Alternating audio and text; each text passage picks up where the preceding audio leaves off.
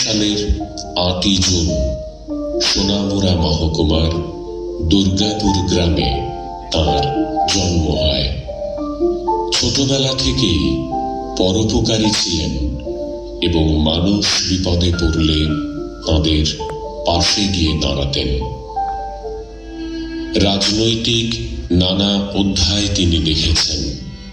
১৯৬৭ সালে ত্রিপুরা বিধানসভার প্রথম নির্বাচনে মনসুর আলী সোনামুড়া দক্ষিণ কেন্দ্র থেকে নির্বাচিত হন। নতুন মন্ত্রিসভায় স্থান পেয়েছিলেন তিনি। তাকে কৃষি ও বন দফতরের দায়িত্ব দেয়া হয়। মন্ত্রী হিসেবে অসাধারণ যোগ্যতার পরিচয় রেখেছিলেন।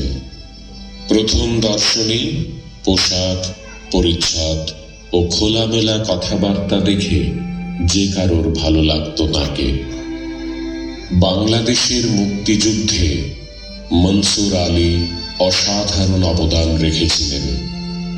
২০১২ সালের ২০ অক্টোবর ঢাকায় বঙ্গবন্ধু আন্তর্জাতিক সম্মেলন কেন্দ্রে আয়োজিত এক অনুষ্ঠানে বাংলাদেশের রাষ্ট্রপতি ও প্রধানমন্ত্রী মুক্তিযুদ্ধে মনসুর আলীর অবদানের কথা স্মরণ করে তাকে মুক্তিযুদ্ধ মৈত্রী সম্মাননা প্রদান করেন। সুবল ভৌমিক মহাশয়, শ্রদ্ধেয় পীযূষ বিশ্বাস মহাশয় এবং অধ্যাপক মানিক দে, তারা প্রত্যেকে মঞ্চে রয়েছেন। আমরা দেখছি যে তারা প্রত্যেকেই একে একে এই প্রতিকৃতিতে পুষ্পার্ঘ্য নিবেদন করছেন।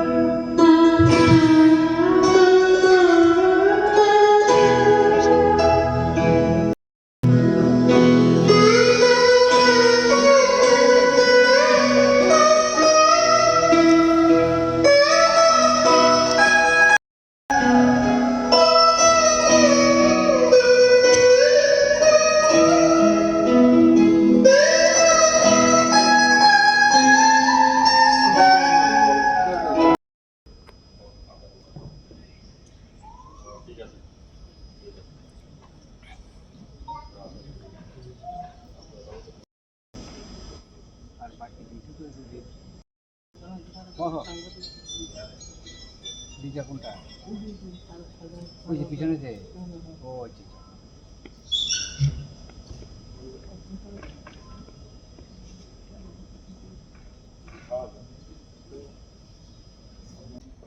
বাংলাদেশের সংশ্লিষ্ট কার্যালয়ের সমস্ত আধিকারিক এবং কর্মীদের, তারা আজকের এই আয়োজনে মনসুর আলীকে তাদের শ্রদ্ধা নিবেদন করছেন।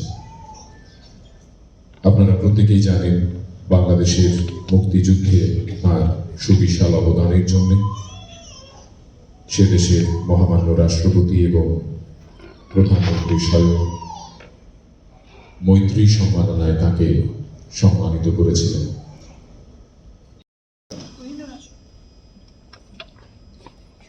মঞ্চে রয়েছেন তাদের প্রত্যেকের উপস্থিতিতে এবারে শুভ সূচনা হচ্ছে এই আয়োজনের।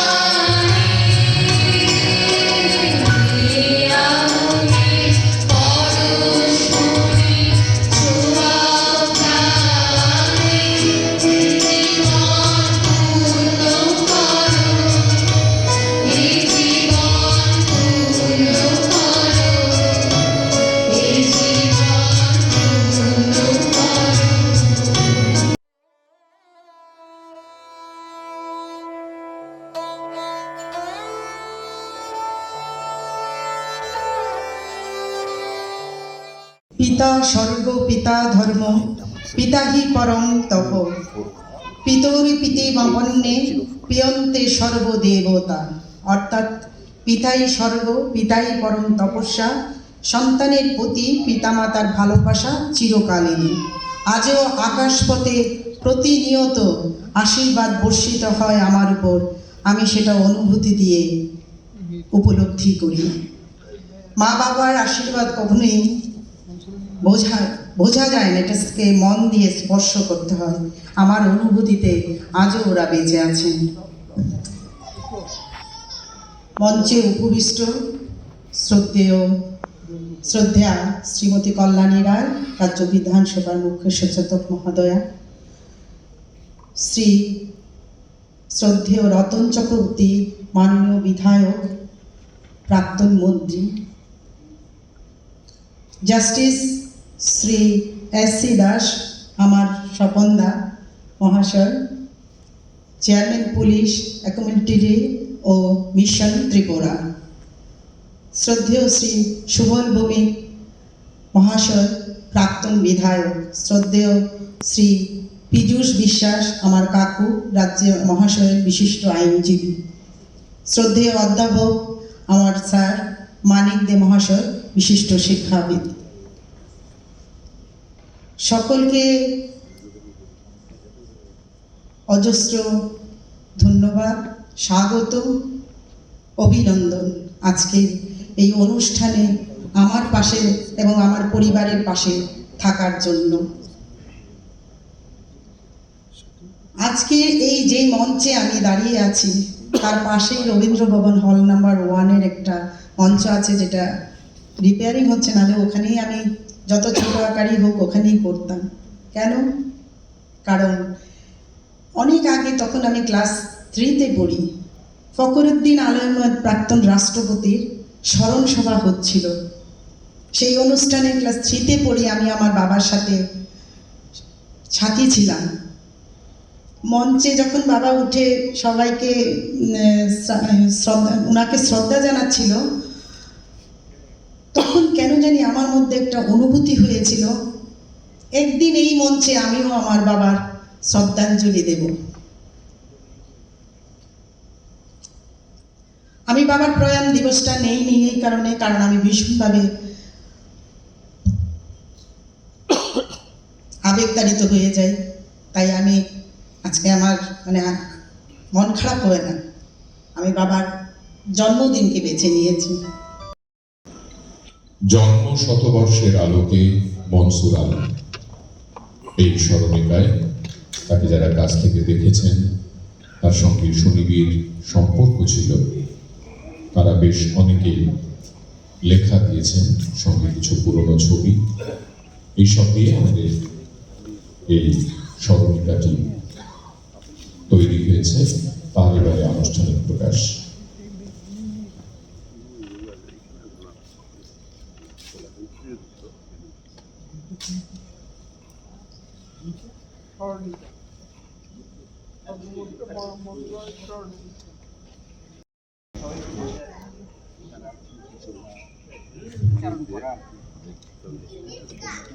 মনসুর আলী মহোদয়ের জন্ম শতবার্ষিকী আজকে এই উপলক্ষে ওনাকে শ্রদ্ধাঞ্জলি জ্ঞাপন করার যে সুযোগ পেয়েছি, তার জন্য আমি মনসুর আলী মহোদয়ের কন্যা কোহিনূরকে আন্তরিক ধন্যবাদ এবং কৃতজ্ঞতা জ্ঞাপন করছি। মনসুর আলীর সঙ্গে আমার প্রথম সাক্ষাৎ যখন আমি এমবিএম কলেজে পড়াশোনা করি, রাজনৈতিক সূত্রে কিছুদিনের জন্য, পরবর্তীকালে পড়তে চলে যায় কলকাতা। আসার পরে সক্রিয় রাজনীতিতে জড়িয়ে পড়াতে ওনাদের নেতৃত্বে কাজ করার সুযোগ পেয়েছি। মনসুর আলী মহোদয় তখন ত্রিপুরা রাজ্যের কৃষিমন্ত্রী, মুখ্যমন্ত্রী ছিলেন মাননীয় সুকুমার সেনগুপ্ত। ওনার সঙ্গে মনসুর আলী মহোদয়ের সঙ্গে দীর্ঘদিনের যোগাযোগ, দলীয় কর্মী কাজকর্ম করার সুযোগে ওনাকে আমি যতটুকু দেখেছি, উনি সত্যিকারের জননেতা, অত্যন্ত সরল প্রকৃতির মানুষ এবং একটা মানবিক মুখ। আলী সাহেব সবাইকে আন্তরিক অভিনন্দন জ্ঞাপন করে আমি সংক্ষিপ্ত আকারে আপনাদের সামনে মনসুর আলী সাহেব প্রয়াত নেতা, জননেতা, আমরা ছোট ছিলাম, উনার আমি ব্যক্তিগতভাবে উনার মন্ত্রিত্ব দেখিনি, শেষ সময়টা দেখেছি। আমার বাড়ি আমার বংশের লোক, আমার জ্যাঠামশাই, এবং যখন আমরা 11-12 পড়ি সক্রিয় রাজনীতিতে ওনার সংঘর্ষে ছিলাম। যখন উনি আগরতলা থেকে বাড়িতে যেতেন, অনেক লোকের ওনার পাশাপাশি বাড়ি, রাত্রে 2টা, 2:30, 3টা পর্যন্ত অনেক লোক সমাগম হতো। যখন একটা সামাজিক অনুষ্ঠান হতো, যেমন আমাদের ঈদের সময়, ওনার যত আত্মীয় স্বজন পরিজনরা আছে সবাই একত্রিত সমবেত হতেন। রোজা কুরবানি ঈদের সময় আমরা পশু জবাই করি, উনি দুটা পশু ক্রয় করতেন। উনার সব আত্মীয় পরিজনরা সবাই সেই অনুষ্ঠানে সমবেত হতেন। একটা পশু নিজের জন্য, আরেকটা পশু যারা অসহায়, দুর্বল, গরিব তাদেরকে দেওয়ার জন্য। আমরা শুনেছি আলী সাহেব প্রয়াত নেতা মনসুর আলী সাহেব যখন রাজ্যের মন্ত্রী ছিলেন, যখন উনি এক স্থান থেকে অন্য স্থানে যাওয়ার সময় বিলুনের দিকে যাচ্ছেন, হঠাৎ রাস্তার মধ্যে পাথর দেখে, জমির পাথর দেখে দাঁড়িয়ে পড়তেন। দাঁড়িয়ে কৃষকের মাঠে নেমে যেতেন, নামার পরে ধান কেটে বাড়িতে নিয়ে যাবে ভার করে। তখন বলতে, দাঁড়াও দাঁড়াও, একটা মন্ত্রী, রানিং মিনিস্টার। তখন বললো, দেখি দেখি কেমন হয়েছে ধান। তখন ওই যে ধানের বোঝাটা নিজের কাঁধে চলে, যে এবার ধান হয়েছে। ওটাই হলো প্রকৃতির সবচেয়ে, আমার জ্যাঠামশাই বলে বলছি না, সবচেয়ে তার সবচেয়ে বড় কৃতিত্ব ছিল জাতীয় সংহতি। রাজনৈতিক পদের কোনো লোভ আমি তার মধ্যে দেখিনি। রাজনীতি তিনি করেছেন, মন্ত্রী হয়েছেন, দীর্ঘদিন ছিলেন, এমএলএ ছিলেন, কিন্তু চেষ্টা করে কখনো মন্ত্রী হননি। আমি তার সাক্ষী। সেটা শচীনবাবুর মন্ত্রী পরিষদও নয়, সুখময় বাবুর মন্ত্রী পরিষদও নয়, স্বাভাবিকভাবে হয়েছে, কাজ করেছে এবং সফল মন্ত্রী ছিলেন। হজ কমিটির চেয়ারম্যান বলেছেন যে প্রথাগত শিক্ষা ওনার বেশি ছিল না, কিন্তু ওনার মন্ত্রিত্ব, ওনার দপ্তর চালানোর যে দক্ষতা, কৃষি দপ্তর, খাদ্য দপ্তরের জন্য তিনি তৎকালীন সময়ে, ওই সময় ইন্টারনেট, মোবাইল ব্যবস্থা ছিল না, ভালো করে কথা বলবার জন্য ফোনের ব্যবস্থাও ছিল না। সেই সময়ে এই দুর্গম ত্রিপুরা রাজ্যে তারা মন্ত্রিত্ব সামলেছেন, আলী সাহেব সামলেছেন, এবং তার দক্ষতার প্রশংসা শচীনবাবু করেছেন, সুখময় বাবুও করেছেন। আজকের দিনও আলী সাহেব, তিনি কিন্তু মনসুর আলী না, আলী সাহেব নামেই খ্যাত ছিলেন, যেটা এখানে উল্লেখ করেছে শাহবানু। তিনি এমন একটা মানুষ যে মানুষের মধ্যে বেঁচে থাকার জন্যই এসেছিলেন। এই অনুষ্ঠানে উপস্থিত মঞ্চের শ্রদ্ধেয় গুণীজনেরা, আলী সাহেবের অনুরাগী এবং তার পরিবারের সঙ্গে সম্পৃক্ত উপস্থিত শ্রোতৃবৃন্দ, খুব ভালো উপস্থাপনা হয়েছে এবং সঞ্চালকও খুব সুন্দরভাবে, সুচারুভাবে এগুলো তুলে ধরেছেন। আমি শুধু কয়েকটা কথাই বলবো, কারণ আমাদের গন্তব্যস্থল ছিল কিন্তু আজকে খুব সম্ভবত জিষ্ণুদেব বর্মন মহোদয় যে কোয়ার্টারে থাকেন সেটাই আলী সাহেবের কোয়ার্টার ছিল। এটা ঠিক, আমরা যখন তখন চলে যেতে পারতাম। সহজ সরলভাবে কথা বলতেন, উপদেশ দিতেন, কাছে ডেকে নিতেন, এরকম কাউকে পাইনি। তো যাই হোক, 57 ইংরেজি থেকে 72, 4 বার, 2বার আমাদের এখানে টেরিটোরিয়াল কাউন্সিলের সদস্য নির্বাচিত হন, তারপরে 2বার বিধানসভায় নির্বাচিত হন, 2বার বিরোধী দল নেতা ছিলেন, এছাড়া জাতীয় কংগ্রেসের সভাপতিত্ব করেছেন। তার চেয়ে তো বড় কথা, একজন সফল মানুষ এবং মন্ত্রী হিসেবেও তার অবদান ভোলার না, অস্বীকার করেন না।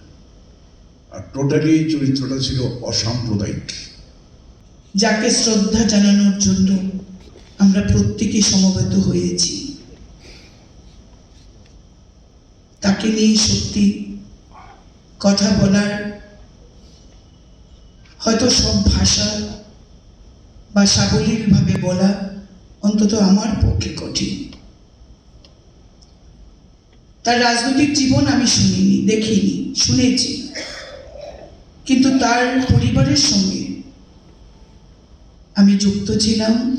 যেখানে মুজিবদা, আমরা যখন ছাত্র রাজনীতি করি এমবিবি কলেজে পড়ার সময় থেকে, কারণ আমি তেলিয়ামুড়ার একটা গ্রামীণ এলাকা থেকে আগরতলায় পড়তে এসেছিলাম, সেখানে ছাত্র রাজনীতিতে জড়িয়ে গেলাম এবং যার কৃতিত্ব সেটা মুজিবুর ইসলাম মহোদয়। পরবর্তী সময়ে বাহারুল্লাহ একজন বিখ্যাত কৃষি বিজ্ঞানী হিসাবে যার সান্নিধ্যে আসার সুযোগ হয়েছিল, পরবর্তী সময়ে তিনি ভারতীয় জনতা পার্টিতেও যোগদান করে নির্বাচনে প্রতিদ্বন্দ্বিতা করেছিলেন।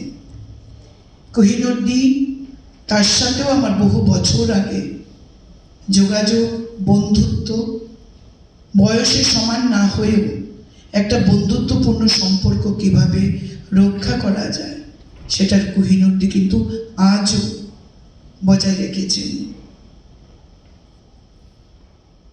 মনসুর আলী মহোদয়ের জন্মশতবার্ষিকীতে আমন্ত্রণ পাবো, কিছু বলার সুযোগ পাবো, সেটাই তো কখনো ভাবিনি। আমি বেশি সময় নেব না, 2-4টি কথা বলবো। একজন রাজনীতি করা মানুষের কি কি গুণ থাকা দরকার, তার রাজনৈতিক জীবন আমি দেখিনি, তার মন্ত্রিত্বের সময়টা আমি দেখিনি, পড়েছি, জেনেছি, কিন্তু মানুষ হিসেবে তিনি কেমন ছিলেন, আজকের দিনেও তার সেই মানসিকতা কতটা প্রাসঙ্গিক রাজনীতির আঙ্গিনায় এসে, সেটা কিন্তু আমরা এখন অনুভব করি, আজও অনুভব করি, আগামী দিনেও সেটা চিরন্তন সত্য হয়ে থাকবে।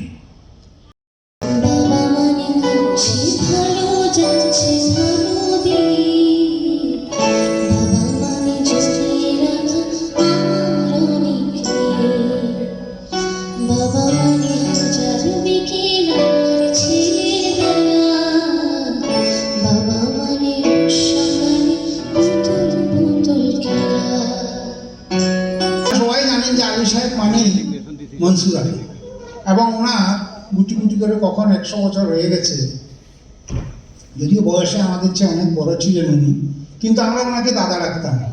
এবং ওনার বাড়িতে আমাদের খুব যেটা সবার আলোচনাতে এসেছে যে কারো কোনো বাধা বিপত্তি ছিল না, আমরা খুব সহজেই ওনার বাড়িতে যেতে পারতাম, আড্ডা দিতাম, গল্প করতাম, খেতাম। তো সেটা কোনো রকমের বাধা আমাদের ছিল না। আমি এবং আমার দাদা পিজুদা আমরা প্রায়শই কোর্ট থেকে বেরিয়েও আমরা ওনার বাড়িতে চলে গেছি, এই বাদারঘাট বাড়িতে, এবং আমরা প্রায়শই সন্ধ্যার সময় ওনার এখানে কাটাতাম।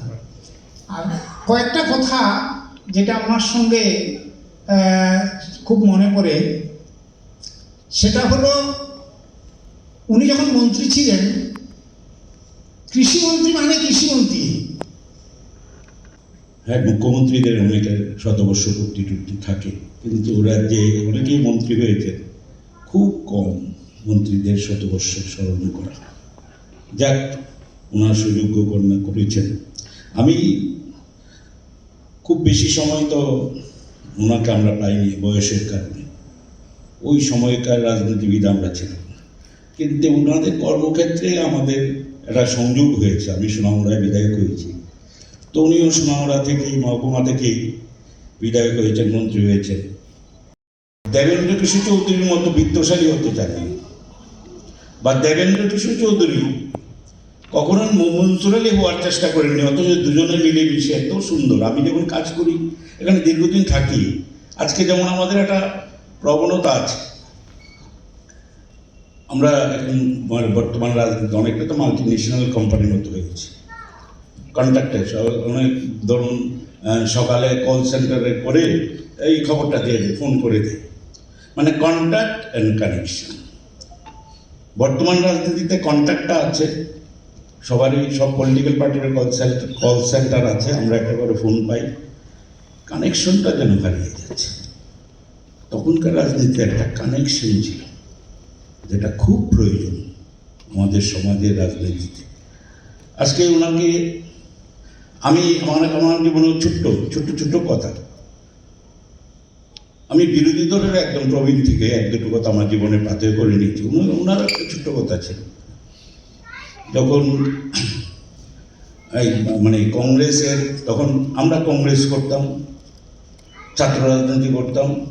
আমি ওনার আবার 75-6 ওই সময়টা তো ওনার বাড়িতে, কারণ বাহারুল আমার খুব বন্ধু ছিল, আমি ওনার বাড়িতে ক্ষিতিশ দাস, ওনার ছেলে সমীর দাস, তৎকালীন স্পিকার মনীন্দ্র ভৌমিকের ছেলে পার্থ, আমরা একসঙ্গে চলতাম। অনেক সময় ওনাদের বাড়িতে, ক্ষিতিশ দাসের বাড়িতে বলে, তাদের বাড়িতে ব্যাডমিন্টন খেলতাম। 75-6-7 কথা বলছি। খুব একটা নিবিড় যোগাযোগ ছিল।